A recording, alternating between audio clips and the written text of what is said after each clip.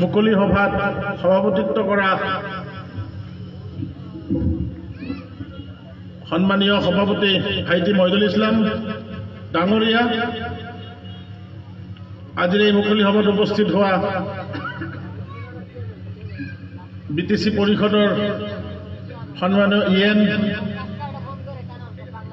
ৰঞ্জিত গোস্বামী ডাঙৰীয়া, নেমচুৰ সভাপতি বন্ধুবৰ বদৰুল ইছলাম ডাঙৰীয়া, মুছাৰ সভাপতি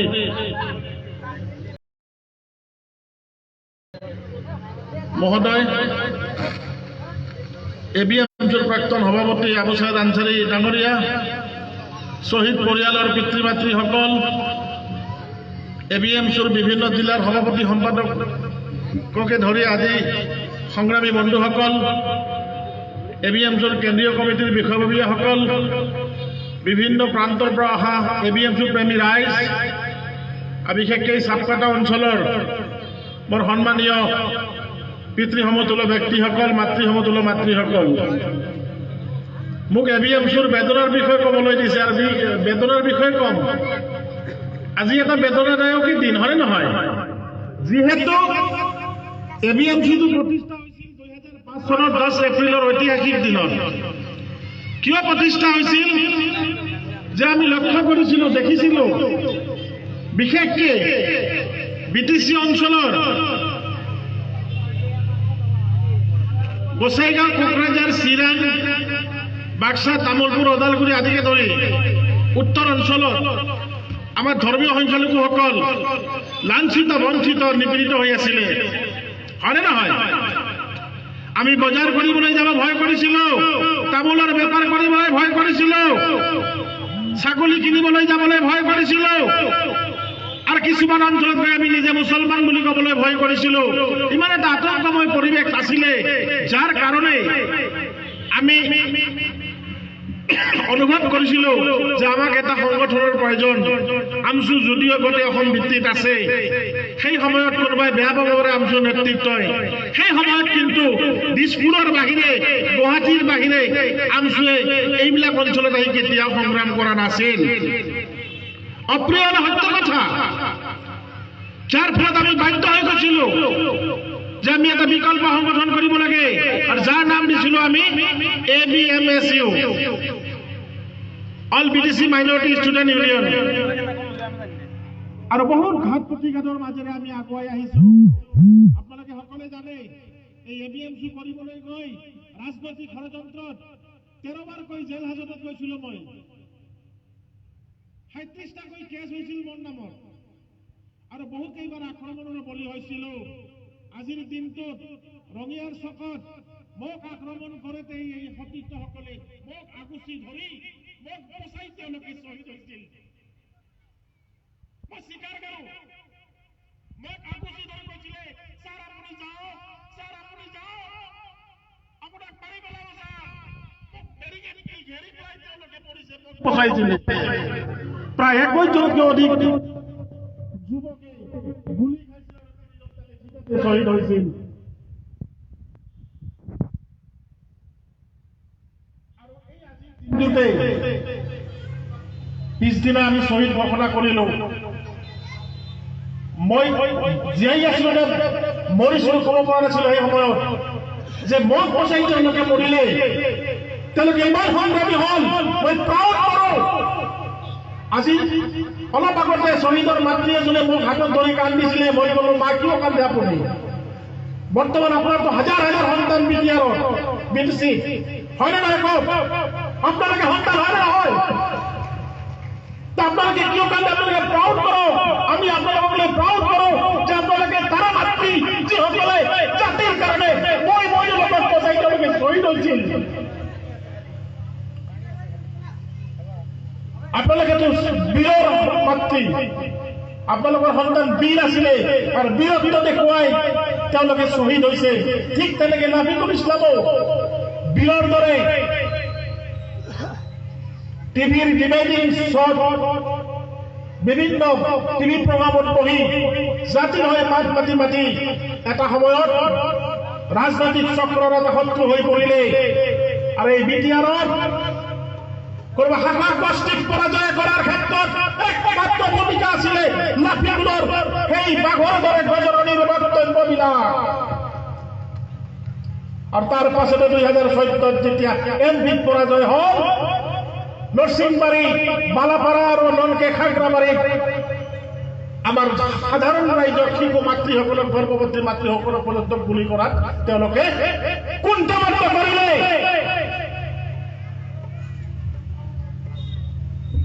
এনেকুৱা জায়গা থাকে নেকি? এনে ৰাজনৈতিক দল থাকে নেকি যে ৰাজনৈতিকভাৱে পৰাজয় হলে মানুহক নিঃসংগভাৱে হত্যা কৰে? তাৰ মানে কি বুঝাইছে আপোনালোকে সকলোৱে বুজি পায়? আমি সকলোৱে বুজি পাইছো যে এটা সময় আছিলে এই বিটিসি অঞ্চলত আমাৰ কোনো ৰাজনৈতিক অধিকাৰ নাছিল, আমাৰ কোনো জীয়াই থকাৰ অধিকাৰ নাছিল, আমাৰ কোনো শিক্ষাৰ অধিকাৰ নাছিলে, চাকৰি বাকৰি পোৱাৰ ক্ষেত্ৰত আমি লাঞ্ছিত বঞ্চিত হৈছিলো। লগতে নিজৰ পৰিচয় দিবলৈ ভয় কৰিছিলো মই মইনুল হক বুলি, হয় নহয়? যে নহওক 15টা বছৰে 2003 চনৰ পৰা সেই 2020 লৈকে যি অৰাজকতা কৰিলে আমি কিন্তু পিছুৱাই যোৱা নাই এডিএমচিয়ে, হয় নহয়? মই যদিও 13 বাৰ হাজত কাটিছিলো, 37টাকে কেছ হৈছিল মই কিন্তু জাতীয় স্বাৰ্থত জাতীয় মাত মতাত কিন্তু জাতিৰ হৈ মাত মতাত পিছুৱাই যোৱা নাই।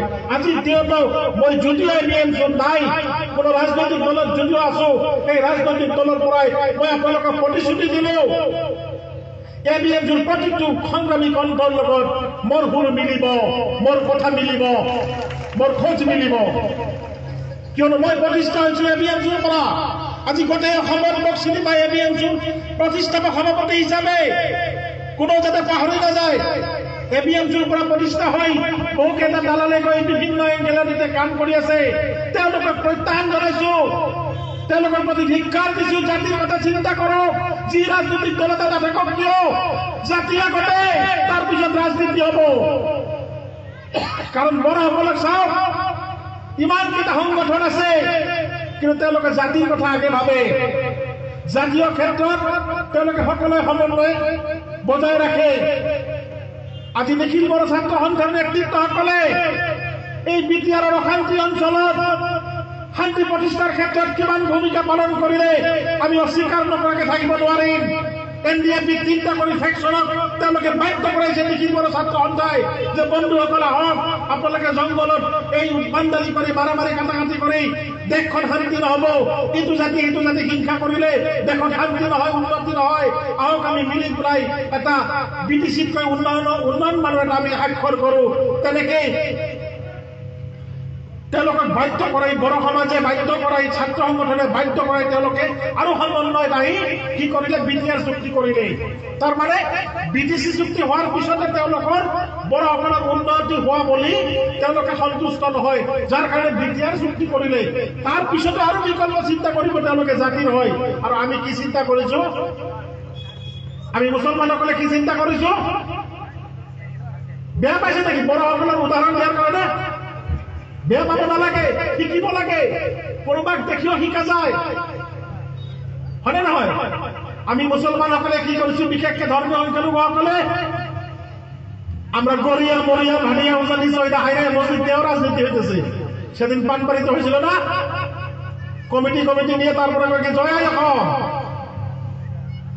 হ্যাঁ আমি জয় এখন বারংবার কম, কিন্তু ধর্ম রাজনীতি নকৰি গড়িয়া মৰিয়া দেশী পৰিষদত আমি সকলে সুকিয়াই দিব লাগে। আজি এইখন মঞ্চত মুছা নেমচু এপিএমচু আমচুৰ প্ৰত্যেকৰে সদস্যসকল আছে, সকলে এতিয়াও হাত একমুঠি কৰক। আমাৰ ধৰ্মক লৈ যাতে কোনো ৰাজনীতি কৰিব নোৱাৰে, আমাৰ জাতিক লৈ যাতে কোনো ৰাজনীতি কৰিব নোৱাৰে। এতিয়া সময় আছে বন্ধুসকল, যিহেতু আমি এতিয়া ৰাজনৈতিক দলত সোমাইছো, ৰাজনৈতিকভাৱে আমি কিছুমান ঠাইত আমাৰ মুখত লাগাম ৰাখিব লাগে, মুখ বন্ধ কৰি ৰাখিব লাগে, কিন্তু আপোনালোকৰ মুখত কোনো লাগাম ৰাখিব নোৱাৰিব। আপোনালোকে কোনো বিশেষ দলক সমৰ্থন কৰিব জাতীয় স্বাৰ্থ আদায় কৰি।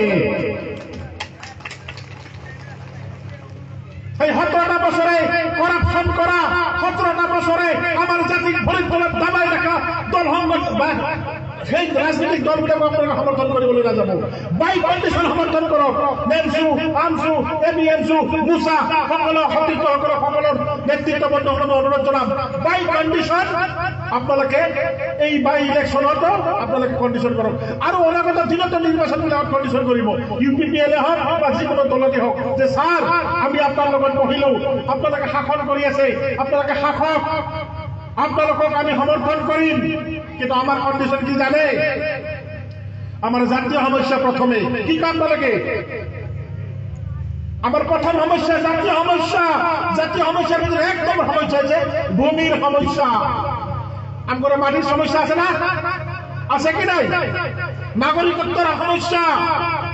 আমি যুগ যুগ ধরে বছরকে বছর আমি 600 বছর ধরে বসবাস করে ভোট দিয়েছি, তথাপি আমাক বিতে কি কয়, বাংলাতে কি কয়, মিয়া বলে আমাক অপমান করে, অপমাননা করা হয়। সেইবিলাক বন্ধ কৰিব লাগিব।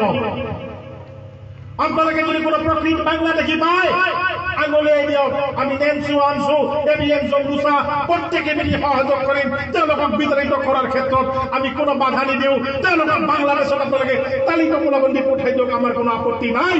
কিন্তু প্ৰকৃত অসমীয়া মুছলমানক, প্ৰকৃত ভাৰতীয় নাগৰিকক বিগত দিনত যে হাৰাশাস্তি কৰিলে, অনাগত দিনত যাতে হাৰাশাস্তি কৰিব নোৱাৰে। কি কয় আপোনালোকে? আমাৰ এই গোসাইগাঁও অঞ্চলত গোসাইগাঁওখন জিলা হ'বলৈ গৈ আছে। মই আপোনালোকক এটা সুখবৰ দিলোঁ। গোসাইগাঁও জিলা হ'ব যেতিয়া বড়োসকলৰ যেনেকৈ অফিচ কাছাৰীবিলাকত চাকৰি হ'ব, আমাৰ মুছলমান নিবনুৱা যুৱক যুৱতীসকলৰ হ'ব লাগে। তেনেকৈ দাবী দিয়ক, কণ্ডিশ্যন কৰক। কথাটো বুজি পাইছে ন? আমি আৰু এতিয়া গৰিয়া গৰিয়া উজানি ভাটিয়া চৰুৱা হৈ থাকিলে নহ'ব। জাতীয় সমস্যা সমাধান নহ'ব। আমি সংগঠন কৰিলোঁ, প্ৰায় 13-14 বছৰ হৈ গ'ল। এবিএমচু বেছি হৈছে নেকি? প্ৰায় 17 বছৰ হ'ল। আমাৰ শ্বহীদ হ'ল। আমি এতিয়া আৰু নাৰ্চাৰী এবিএমচু নহয়, আমি ইউনিভাৰ্চিটি এবিএমচু হ'ল নহয়। এতিয়া আমাৰ মাজত কিয় ভাগ বতৰা? নকলে নহ'ব। দুখ আৰু পৰিতাপৰ বিষয়। এবিএমচুটো দুটা ভাগ হৈছে। মই লাজ পাওঁ বহু ঠাইত। আপোনালোকে লাজ পায় না? লাজ পায় নাপায়? গতিকে এবিএমচু কম দিনতে একত্ৰীকৰণ হ'ব লাগে। আপোনালোকে কি কয়? ৰাইজে এবাৰ হাত তোলক, কওক একবাৰ এবিএমচু জিন্দাবাদ, এবিএমচু জিন্দাবাদ, এবিএমচু এক হওক, এবিএমচু জাতিৰ কাৰণে আগুৱাই যাওক। কারণ আমি এবিএমচুর মাজত ডিভিজন আনি, গড়িয়া মরিয়ার মধ্যে ডিভিজন আনি, উজানি ভাটিয়ার মধ্যে ভাগ আইনা আমরা আমাদের উন্নতি করতে পারবো না। আমরা বিগত দিনে যেমন করে কুত্তা বিলার মতন মারছে, গাইলাইছে, খুব হাত করে ধমকি দিচ্ছে, অবাই করবো। তাই আমাদের এখন কি করা লাগবে? একতা মে বল হে। ক্লাস 7 পড়েছিল, একতা মে বল হে। তাৰমানে একতাৰ শক্তি হয়। আমি একতাৰ এনাজৰীত আহিব লাগিব। আৰু ইতিমধ্যে আমাৰ উন্নয়নৰ বহুত ৰাস্তা খুলি গৈছে, কিন্তু সেই ৰাস্তাবিলাকত আমি নাযাই আমি ভুল পথে বিপৰীত স্থিতিত থাকোঁ, হয়নে নহয়? আমি যোৱা BTC ইলেকশ্যনত মই UPPLৰ নেতা এজন হিচাপে কওঁ যে আমি ৰাইজে ভুল কৰিছোঁ। 5টাকৈ কেণ্ডিডেট দিয়া হৈছিল UPPLৰ ফালৰ পৰা। আমি দাবী কৰিছিলোঁ, মই মোৰ বন্ধু আবু ছাইদ আনচাৰীয়ে, তেওঁ কেণ্ডিডেট আছিলে। আমি 5জনৰ এজনকো জিকাব নোৱাৰিলোঁ। ভুল কৰিছিলোঁ নে ৰাইজক? ভুল কৰিছোঁ নে? কোনোবাই ক'ব পাৰে যে এবিএমচুৰ 36 বছৰ মনুলকে ৰাজনীতিৰ কথা উলিয়ালে। ৰাজনীতিকভাৱে আমি আগুৱাই যাব লাগিব। কাৰণ 5টা কেণ্ডিডেটৰ এটা জিকিলে আমাৰ ইএম হল হয় আৰু ইএম হলে আমাক কুকুৰ মেকুৰীৰ দৰে ব্যৱহাৰ কৰিব নোৱাৰিলেহেঁতেন। কাৰণ এটা কেবিনেট ৰেংকৰ যেতিয়া ইএম হয়, কেবিনেটত বহিব, তেওঁ জাতিৰ ক্ষতি কৰিলে, জাতিৰ ক্ষতি বা জাতিৰ ক্ষতি হোৱাকে কিবা যদি সিদ্ধান্ত লয়, তাতে চহী নকৰিলে সেই বিলে পাছ নহ'ব। আৰু সেই সুবিধাও আমাক দিছিলে, সেই সুবিধাও আমাক দিছিলে। কিন্তু আমি সেই সুবিধাখিনি আদায় কৰি ল'ব নোৱাৰিলোঁ। ফকিৰা কিতাপত আমাৰ এবিএমচুৰে কেণ্ডিডেট আছিল, প্ৰাক্তন কেণ্ডিডেট এবিএমচু। থুৰিবাৰীত আমাৰ প্ৰাক্তন সভাপতি আবু ছাইদ আনচাৰী কেণ্ডিডেট আছিলে। গোমাত আমাৰ প্ৰাক্তন এবিএমচুৰে কেণ্ডিডেট আছিল মনিৰুজ্জামান। আৰু শ্ৰীৰামপুৰেৰ জন নাছিলে যদিও মুসলমান আছিলে 5 জনেৰ ভিতৰত আমি এজনক জিকাব নোৱাৰিলেও তেনেহলে বিটিসি পৰিষদত বহি আমাৰ জাতিৰ হৈ টেবুলত থাপৰাই বাঘৰ দৰে গৰ্জন দি কথা ক'ব পৰা মানুহ আমি পঠিয়াইছো জানো? পাঠাইছি কি আমরা? পাঠাই নাই। তাহলে দোষ কার? আর কয় কি বড় নাম করে কিছু দেয় না? বড়রা সব কিছু দেবে, রাজনৈতিক অধিকার দেবে, সঙ্গে চলাফেরা করার অধিকার দেবে, বিদেশিতে বসার অধিকার দেবে, বিদেশিতে ইএম হওয়ার অধিকার দেবে। সেই অধিকারের জন্য আমাদের একতার প্রয়োজন হবে। হবে কি নাই বলেন? আমরা শাসকের বিরুদ্ধে আমরা সবসময় স্থিতি নেই। মই বহু দেখিছো, মোৰ অভিজ্ঞতা হওয়ার পরে আমার মানুহখিনি শাসক বিরোধী স্থিতিত থাকে। শাসক বিরোধী মানে বুঝি পাইছে তো? বর্তমান ইউপিপিএল বিটিআৰৰ শাসক আমাৰ মানুহখিনি যোৱাবাৰ বিৰোধী স্থিতিত থাকিছে না নাই? কাৰণ আমাৰ মানুহৰ ভুলৰ কাৰণে চিৰাঙৰ 5টাৰ 4টাই হাৰি গৈছে। বহুকেইটা ক্যান্ডিডেট হারছে আমার মানুষের ভোট দিয়ার কারণে। আর এতিয়া মোক ফোন করে স্যার আমরা না ডিফেন্স এর কোনো পাত্তাই দেয় না, রংপুরে স্যার কোথায় কয় না। বেয়া নাপাব কথাটো। তার মানে কি আমি ভুল করেছো, যুগ যুগ ধরে ভুল করে আহিছো, আর আমার তারে সাজা অনাগত দিনের এই উঠি হওয়া শিশুবিলাকে পাই আছে। শিশু বাচ্চারা ভুগতেছে না। তাই আমরা এইবার যাতে আর ভুল করি না, আগামীতে যাতে ভুল করি না। আগামীতে বিটিআর ইমপ্লিমেন্ট হলে বিটিআর অঞ্চলে 40টার জায়গায় 60টা সিট হবে, আর জেনারেল ওপেন সিট হবে 20টা। তার মানে আমরা আগামীতে 10টা রিজার্ভ যে কোনো শাসক দলের সাথে থাকবো বলে আশা রাখছি। আর আমি অনুরোধ জানাইছি নেমসু মুসা এবিএমসু আমসুর নেতৃত্বকে আমি অনুরোধ জানাবো তারা যাতে এখন থেকে একটা সুন্দর কোঅর্ডিনেশন করে একটা সমন্বয় কমিটি বানিয়ে যাতে তারা ডিমান্ড দেয় শাসককে, বিটিআর এর সিটকে, আমাদের রঞ্জিত বসুমাতার ইএমকে যে স্যার অনাগত দিনত আমি আপনার লগত থাকিম, আমার 10টা সিট রিজার্ভ লাগিব মাইনরিটি। জবাব বেলে কি হৈ গ'ল অনাগত দিনত আপোনালোকৰ লগত থাকি এই বিটিআৰত আমি শান্তিৰে বসবাস কৰিম। আজিৰ দিনত আপোনালোকৰ নেতৃত্বত যেনেকে গোটেই বিটিআৰ অঞ্চলত গোটেই ভুটানৰ বৰ্ডাৰত বিভিন্ন জায়গাত যেনেকে আমি হিন্দু মুসলিম বড় কোচ কছাৰী ৰাভা আদিবাসী সকলে মিলি চলিছো, আমি যেনেকে বিভিন্ন ঠাইত যাবলৈ এতিয়া কুণ্ঠবদ্ধ কৰো, ভয় নকৰো, কি ধুনীয়া এটা পৰিৱেশ হৈছে। অনাগত দিনত যাতে সেই পৰিৱেশবিলাক থাকে আপোনালোকক আমি কথা দিলো। আমি প্ৰায় 10টা সংগঠনে আৰএনচিও ইয়াতে আছে, ক্ষমা কৰিব, আৰএনচিক আমি অনুৰোধ জনাম, সংখ্যালঘু পৰিষদ আছে, সংখ্যালঘু সেল আছে, প্রত্যেকে যাতে শাসক গোষ্ঠীর লগত বহি আমার সংখ্যালঘু উন্নয়ন দপ্তরের ইএম তার মানে মন্ত্রী আমাদের মাঝখানে আছে, ওনার সামনে আমি বললাম ওনার সঙ্গে বসে ওনার জড়িয়তে ওনার মারফতে সিপের সাথে বসে যাতে 10টা সিট আদায় করে নিয়ে আগামীতে যাতে কমেও 8টা জিতিয়ে 2টা ইএম হয়ে লাল বাতি নিয়ে আমাদের মুসলমান আপনাদের সন্তান ঘুরতে পারে, সেই আশা রাখছি আপনাদের তরফের থেকে। কি বলেন আপনারা আমার সাথে একমত? আমাদের কি রাজনীতি করার অধিকার নাই? আছে? আমাদের ইএম হওয়ার ইচ্ছা নাই না আপনাদের ইচ্ছা নাই? যদি আমরা শুনেন একটা সন্ন্যত দেই বাংলা ভাষায়, খারাপ পাবেন না, তারপরে শেষ করব। টানদারি খাইছেন না আপনারা? টানদারিতে পার্সেলিটি চলে, পার্সেলিটি বুঝেন? বোনটা ভাইরা ওরা থাকলে ওরা বেশি বেশি 3-4 বার মাংস দেয় না, আর না থাকলে পুরুষ করে দিয়ে জায়গা এই মাংস দেন, ধরুন আসতেছি আসতেছি, দের মাংস দেন ভাই আসতেছি। আর যেটা ভাড়া দেখা পায় 2-3 বার দেয় না। আমার ভাষাটা বুঝছেন? তার মানে বিটিসিটা আমাদের ভাইরাও নাই, বোনটাও নাই, ইএমও নাই, এমসিএলও নাই। তা আমাদের কে দিবে? দেওয়া মানুষটা, আমাদের অংশীদার করা মানুষটাকে আমাদের তৈরি করতে হবে। এখন থেকে আমাদের ব্লুপ্রিন্ট বানাতে হবে। বিভিন্ন দল সংগঠনকে আমি অনুরোধ জানিয়েছি তারা যাতে এখন থেকে আমাদের রঞ্জিত বসুমাতার ইশারার সঙ্গে যোগাযোগ করে সমন্বয় করে স্যারকে যাতে দাবি করে, কারণ আমরা এখন দলের থেকে বেশি দাবি করতে পারি না, কারণ ওনারা আমাদের হাইকমান্ড। কিন্তু জাতীয় সংগঠনটা বসতে পারবে, দাবি করতে পারবে। এখন থেকে যাতে ব্লুপ্রিন্ট তৈরি করে আগামীতে 2025 হবে নাকি নির্বাচন, যাতে 10টা আমরা রিজার্ভ পাই, সিট পারবে। সিট পারলে 10টাই হবে আমাদের।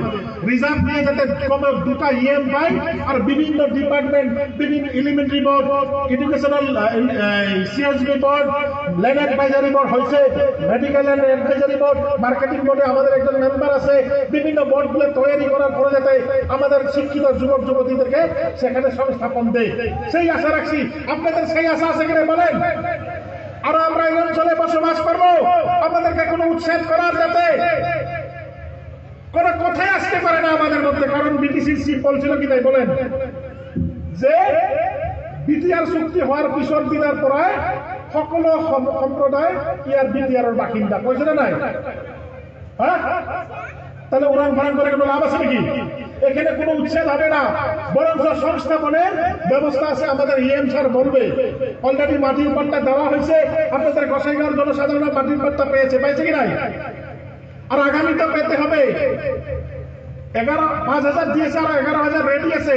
আর আগামী বছরে 2022-এর মধ্যে প্রায় 1 লাখ জনসাধারণকে মাটির পাট্টা দেওয়া হবে।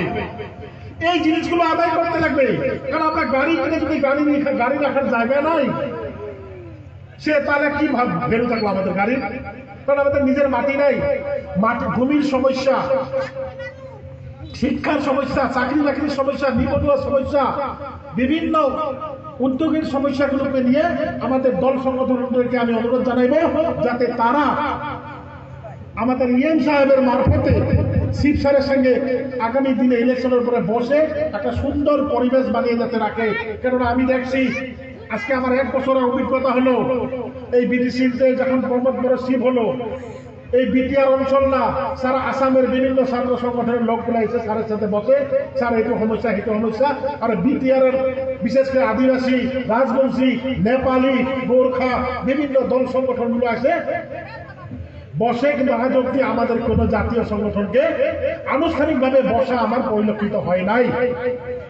বলেন, আপনার সাথে বন্ধুত্ব না করলে আপনি কি আমাকে জিয়াফত দেবেন? হ্যাঁ, একদিন বন্ধুত্ব, 2 দিন বন্ধু, 3 দিনের দিন আপনার বাড়িতে আমাকে জিয়াফত দেবেন, আসেন একটা মুরগি জমা করছি, খাওয়া যান 100 নম্বর দাওয়াত নেন, তাই না? বন্ধুত্বের প্রয়োজন আছে, হয় না? এখন আমাদের জনসাধারণ বড় সমাজের সঙ্গে একটা বন্ধুত্ব হয়েছে, এখন শাসক গোষ্ঠীর সাথে বন্ধুত্ব করতে হবে আমাদেরকে। আমরা উইদাউট অ্যাডভান্টেজ তাদের সঙ্গে কেন থাকবো? অ্যাডভান্টেজ দেয়, তারা 10 টাকা পাবে, আমরা 2 টাকা পাবো। আমাদের 2 টাকার দরকার আছে, তাই না? তাদের 10টা চাকরি হবে, আমাদের 2টা চাকরি হতে লাগবে। তাদের 8টা ইএম, আমাদের 2টা ইএম হতে লাগবে। তাদের চিফ হবে, আমাদের মাইনরিটি ডেভেলপমেন্ট বোর্ডের চেয়ারম্যান আমাদের মুসলমান হবে। এই ধরনের দাবিগুলো উত্থাপন না করে আমরা গড়িয়া মরিয়া ভাটিয়া উদানি চৈরা এটা ওইটা দেবন্দি, হয় না, এই বলে তরিকা আমরা নামাজ পড়ি না, এটা করে আমরা বরবাদ হইতেছি। আমি উচিত কথা কই, খারাপ পাবেন না আবার। তারপরে এখন এবিএম ঝোঁকে কথা বলি, রাজনৈতিক দলে এসে এত ধরনের কথা বলা যায় না। যদিও আবেগিক হয়ে কথাগুলো বললাম, আজকে একটা সুবিধা পেয়েছি, রাজনৈতিক মঞ্চে এইভাবে কথা বলতে পারতাম না। আর যদিও অরাজনৈতিক ভাষণ দিতে এসছি, তথাপি রাজনৈতিক বক্তব্য না দিলে আমাদের জনসাধারণ বুঝবে কেমন করে, তাই না? আমরা সরকারের শরিক হইতে লাগে। বিটিআর এর মধ্যে আমরা 2nd লার্জেস্ট পপুলেশন, বড়রা 1st largest population. 1st largest মানে বোঝেন, প্রথম স্থান বড়দের, আর আমাদের 2য় স্থান। আর আমরা আজকে কোথায় আছি দেখছেন?